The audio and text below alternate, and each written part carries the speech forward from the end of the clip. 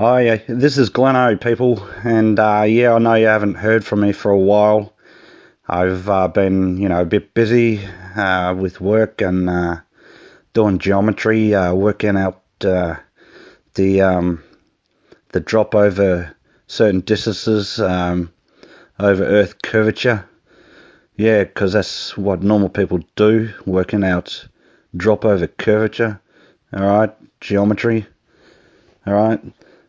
Something that everyone hates at school and thinks that they'll never use, and here I am doing it at the age of 44. I'm just like sitting there doing this geometry, right? And I've been reading physics books. I've been reading Isaac Newton's Principia. So anyway, I'm sitting there doing me geometry at the table, right? And I get a knock on the door, and I was thinking it was a friend of mine or something, and I thought, yeah, I'll go and answer, because that's the polite thing to do, right? And I open the door, and I'm a bit surprised, because there's these two Mormon dudes, right? These two missionaries standing at my door. And before they could even get a chance to show me their Book of Mormon, I said, you guys, any of you guys know anything about geometry? And the Filipino guy's like, yeah, I know how to do geometry. I'm like, okay, I've got a problem for you to solve. And they're like, all right, that sounds cool. So the following piece is basically what transpired, right? I went and grabbed my papers and equations and things I've been working on. And this is basically what happened, right? Okay, so I was just trying to show them this problem. Excuse the drawings, they're pretty primitive looking, like a 2-year-old drawn with its mouth, But, and then also excuse the fact that I've gone over some earlier calculations, I've drawn over them. So it's a bit messy, but you'll get the general gist, alright? So I was showing these Mormon dudes this geometry problem I was having of transferring a spherical geometry problem to an oblate spheroid, right? And they said beforehand that they could help me, and now once I showed them the problem, they're like, oh, sorry, we've got no idea how to help you with that one. I'm like, yeah, no, that's cool. Not everyone's like Isaac Newton or something. So anyway, then I started drawing. I drew the Earth's apparent orbit around the sun, right? And got a little drawing of the Earth there going around the sun. And it's got the aphelion, which is the furthest point away from the sun, which is about 94 million miles away, sorry. And the perihelion, which is approximately 91 million miles away in front of it, right? Which gives us an average of around about 93 million miles distance from the sun. Okay? Now, I try to explain to them, alright, that in order for us to maintain angular momentum, we'd have to keep a sort of constant speed, right? Or constant velocity, or even constant acceleration, etc. And they're like, yep, we agree with that. So as you can see on this diagram, you can see the Earth, and I've written there that it's revolving at around about 1,039 miles per hour, which is pretty easy. You just sort of like use the circumference of the equator, and then you divide that by 24 hours, and that gives you approximately 1,039 to 1,043 miles per hour. That any spot on the equator you'd be traveling at, right? So they say, yep, about 1,000 miles an hour, yep, cool. And then I said, well, and on top of that, we're orbiting the sun, right? So in a whole year, it takes a whole year to orbit the sun, right? Now, if you take the mean distance from the sun you know, has a radius of 93 million miles. And then you take that figure and multiply it by 2 pi. You get 584,336,212.74 miles that we're doing in 365.25 days, right? So not only are we rotating at 1,039 miles per hour, we're also rapidly moving around the sun in an elliptical orbit around the sun, right? Approximately 66,659.39 miles per hour, right? That's what it averages out to, the average speed.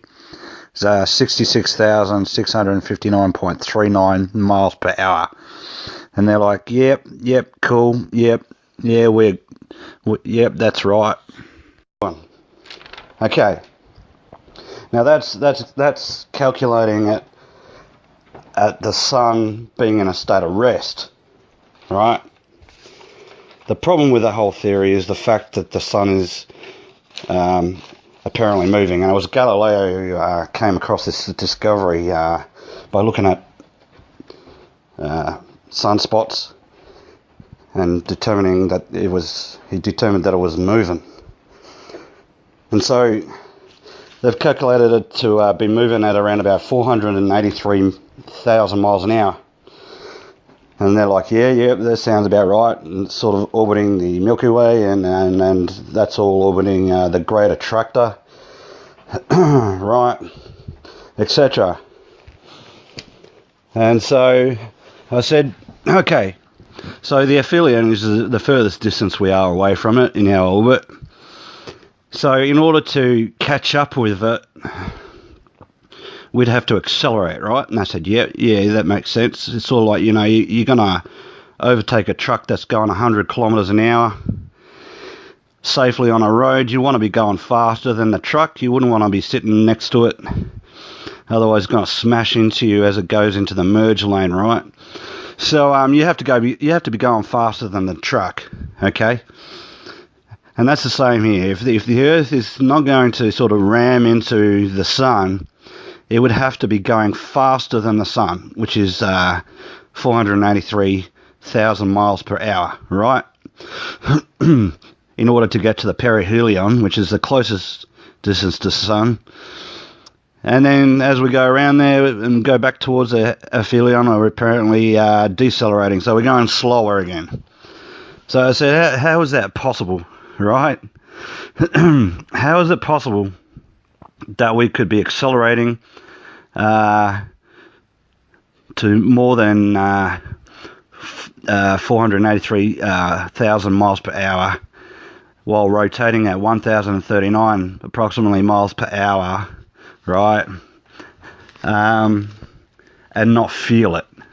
They're like, oh, space. And I said, okay, we'll keep going with this. All right, so the Kobe satellite, or Kobe, or whatever you want to call him, this satellite they apparently sent up in 1989.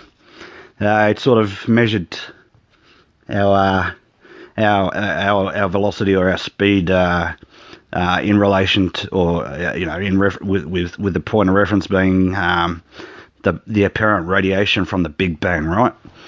And they have estimated that we're pretty much going at 242.3865 miles per second, right? Yep, you heard right? 242.3865 miles per second, which gives us 872,591.4 miles per hour. So that's how fast it calculates that we are travelling at. Okay, so if we're moving at roughly 872,591 miles per hour, as well as rotating at 1,000 miles per hour, why aren't we feeling it? And they're like, oh, space. And I said, okay, well, this actually defies what Isaac Newton had observed.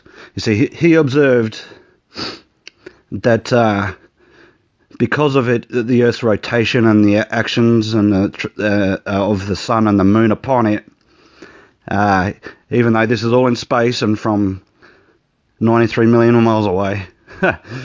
Apparently the equator is expanding and the poles are being squashed together, it's just slightly, causing us to become more of an oblate spheroid. And they're like, yep, we understand that. That's what he said, right? Yeah, cool. So how does that work? If you're in space where apparently your movement doesn't get isn't affected, right? Doesn't affect you, then how is it possible that it could affect the mass of the equator? Like, most of the equator is basically made up of heavy mass, land mass, right? How is that expanding? How is that affected, but we're not affected? How is the centrifugal force affecting large landmass, but is not affecting human beings, right? They're like, oh, wow. Yeah, and then I tried, as you can see by this next picture, I tried to show them a picture of what they try to teach us at school. You know, they get the bucket and they fill it with water and they say, okay, you know, spin this bucket and we'll show you what centripetal force and gravity is all about. So we're spinning this bucket and we're like, wow, the water stays in the bucket, right? It just happens to stay in the bucket. Well, the only centripetal force that's in that bucket that's keeping it bound to the center is the bottom of the bucket. And so I drew this picture, and then I said, how about if we drew holes in the bottom of this bucket? What would happen if we swung a bucket of water around us, right, with holes in the bottom of the bucket? What would happen? And they said, well, water would go everywhere. I said, yes, that's right. Okay, water would come, you know, soaring out the holes in the bottom of the bucket. You know, not even our atmosphere would be able to, like, keep it in. I said, so how is it possible that we could be spinning and moving at this kind of velocity and the oceans aren't just flinging off this imaginary ball, right? And they're like, oh, we don't know. And I said, well, of course. I said, now imagine a gravitron. So you can see my picture of a gravitron. It's pretty scientific. And I said, how fast do you think this is rotating, like the inside of this? And they said, well, we don't know. I said, well, it's approximately like 45 to 46 feet in circumference, like on the inside, right? And it uses 44 panels of about a foot wide. Okay. Now it does 24 revolutions per minute. It gets up to about 24 revolutions a minute, which means that at any point in that gravitron, here, listen to this. At any point in that, if any point of that gravitron, you'll be traveling at about 12.5 miles per hour. That's right, 12.5 miles per hour, which is nothing, right? And I said, but imagine chucking, and as you can see, I've got the gravitron on the back of a truck, right? It's kind of funny. And I said, imagine it was on the back of a truck and it was moving and you're in the inside. And this truck was also doing circle work, right? Doing some big elliptical circle thing. I said, how much centrifugal force would that create? And they just looked dumbfounded, right? So I'm sitting there saying, look, what happens when you're on the gravitron or anything like that? Do you fall which direction do you fall? And then one of them sort of goes, oh, I fall towards the center. I said, do you? And he says, no, actually, yeah, you're pulled away from it. And I said, that's true. You see, a spinning object will create centrifugal motion, which means you'll be taken away from the center of the rotation, not pulled towards it. There's no centripetal force. There would be only centrifugal, right? And even more so if it was on the back of a truck. Okay, so that's those drawings in a nutshell. Trying to explain to these guys about centrifugal versus centripetal force, and how it's a lot of bogus rot, right? And how we could not be possibly spinning and traveling around the sun, which is traveling around the Milky Way, which is traveling towards an even bigger system, right? Anyway, so I was just trying to tell them that, and we spoke for about half an hour, right? And then they said, oh, we'll come back. I don't know if they'll come back. You know, I'm not sure if they'll come back, but they said they would, and they'll talk more about it. But I even invited them, I said, look, see that car there? That's my car. I invite either of you to stand on the roof while I do some circle work, and we'll see whether you fall towards the engine or whether you fall towards the back end of the car, away from the car. And they're like, nah, we're good. Ha! No, we're good. No, we're good. You know, they didn't even have the balls to stand on the roof of my car while I was doing circle work. I mean, what kind of scientists are these people, right? So as you can guess, I was pretty bummed that they weren't willing to sacrifice their limbs for the sake of science, right? Okay, but no, I'm pretty sure I'll get over it. But let's get back to what I was sort of talking about in the introduction, right? About Isaac Newton and his book Principia. It's got a lot longer title than that in Latin, right? Mathematical Principles of Philosophy or something. All right. So anyway, we're sitting there reading this thing. I'll show you the cover, right? It looks like this.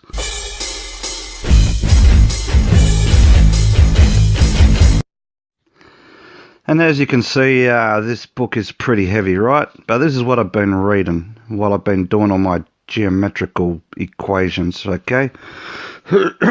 Excuse my throat, it's a bit sore at the moment. Just coming down with a cold, but that's okay. Bit of cold weather never hurt anyone, right? So anyway, he came out with his theory of gravity, okay? It's about gravity, this book. And he came up with his theory to try and explain Kepler's ideas, all right? That how the planets apparently do, and including Earth, apparently do elliptical orbits around the sun, and that one of the laws of this theory was that they had to sweep out equal areas in equal amounts of time, okay? And that they had to continue to maintain a constant angular momentum. All right? Excuse me. So, in his author's preface, Newton writes, I hope the principles here laid down will afford some light either to this or some truer method of philosophy.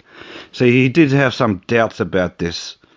No, he had some loose ends that he needed to tie up, and he sort of really couldn't. But he tried to leave it to, he wanted to leave it to better people, not necessarily better, but people who down the track might have accumulated this knowledge, this extra knowledge, and been able to look at it in a different light and given a more truer account of what was happening.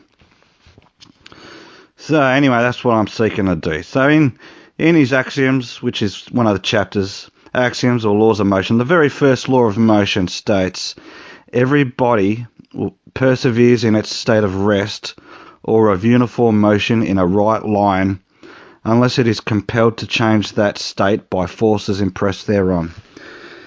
You see, this is why he came up with the idea that we must be an oblate spheroid, okay? Because the sun and the moon and our own rotation is pulling at the equator, causing us to bulge at the equator and sort of get squashed just slightly at the poles, okay? And I think he saw the problem with this. That if the sun and the moon were able to do this sort of thing to us, then of course it's going to uh, change our state, all right, and therefore most likely have an effect on our uniform motion and our right line, right? It's going to affect that. But anyway, because of this oblate state that we're apparently in, right, he theorized that at the equator, gravity is lighter than it is at the poles, okay? And some of the experiments that he sort of did to try and find this out, and it doesn't sound very scientific, but it sounds quite crazy, really. All right. He used a pendulum, right? So they'd get a pendulum and they'd sit it next to a clock, or they'd time it or something, and they'd get a chicken, right? And if they time it, and they'd see how far it deviated from certain time or whatever, and determine how much gravity is acting on it, right?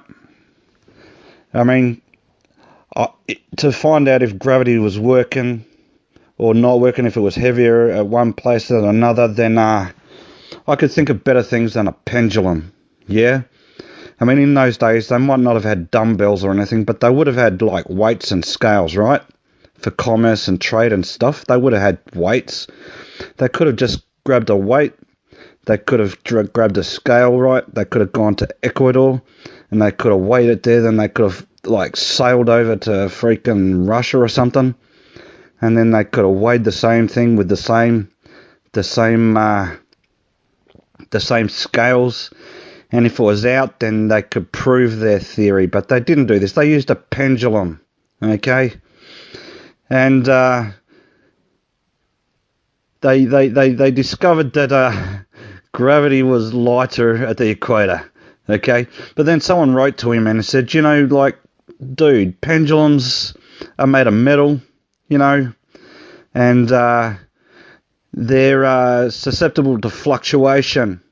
So, like, you have it in a colder climate, it's going to constrict, right? So the metal will shorten, thereby giving it a quicker swing than if you were to take it to a moderately warmer weather or tropical, where the metal would expand, causing it to tick slower.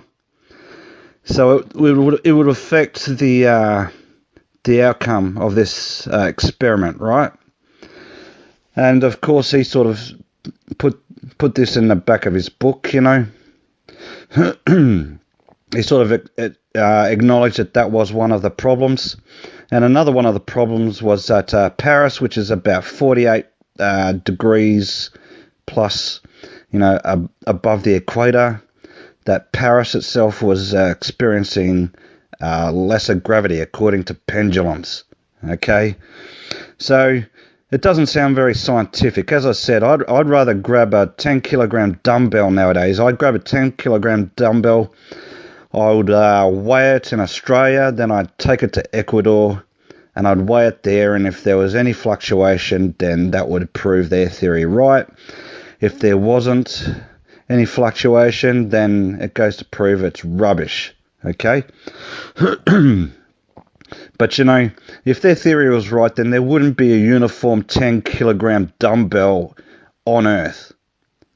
There wouldn't be a uniform 10 kilograms. That means that if I was to get 10 kilograms of meat in Australia and try to sell it in Ecuador as 10 kilograms, they wouldn't buy it because it weighed 9.5 kilograms. They'd say, you're robbing us.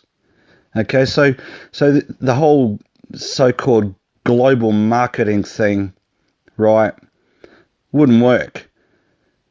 It wouldn't work because everything would weigh different, right? So that's one indication of why I think this is rubbish, okay? I call bullshit, all right? So anyway, moving right along. Another reason why I sort of really have a problem with this whole idea, right, is, as I stated to these guys, that we're moving apparently around the sun at incredible speeds, right, which is moving itself at 483,000 miles per hour towards the great attractor, which is itself moving towards Shapley supercluster. Take a look at this picture, right?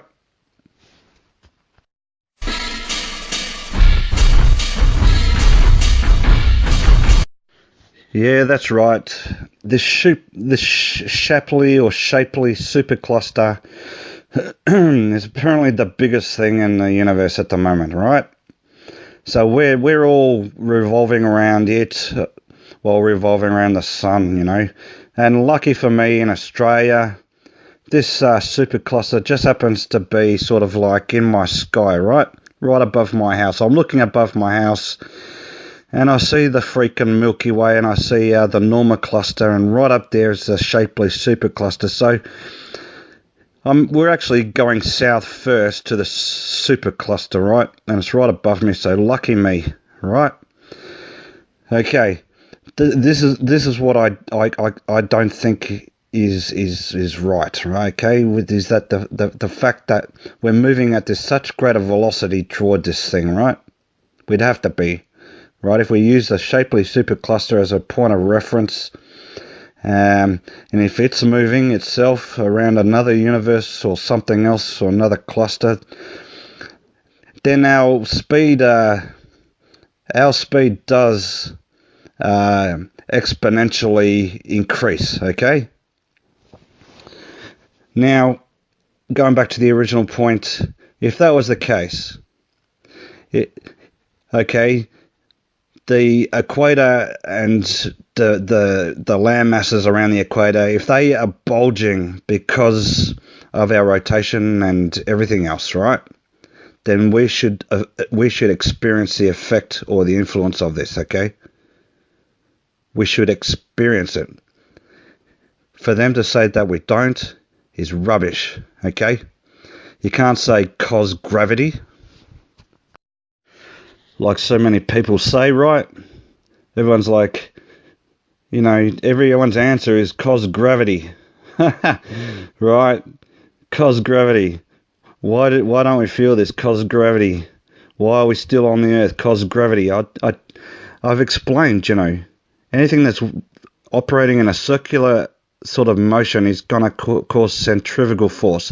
And the very fact they pointed this out in regards to the equator, you know, the centrifugal force is actually acting on the centripetal force, which means that gravity is lighter there.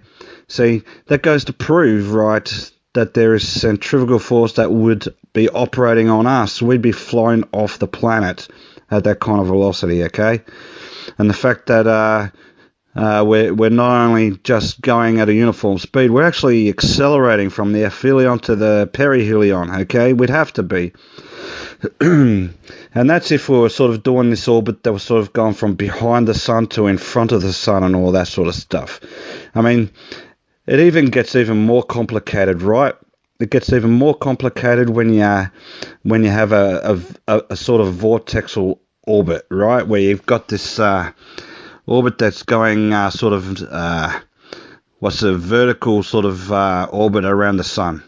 Okay, because not only are we having to like go from the aphelion and accelerate to the perihelion, so we'd be doing really fast speeds in a vertical sort of fashion.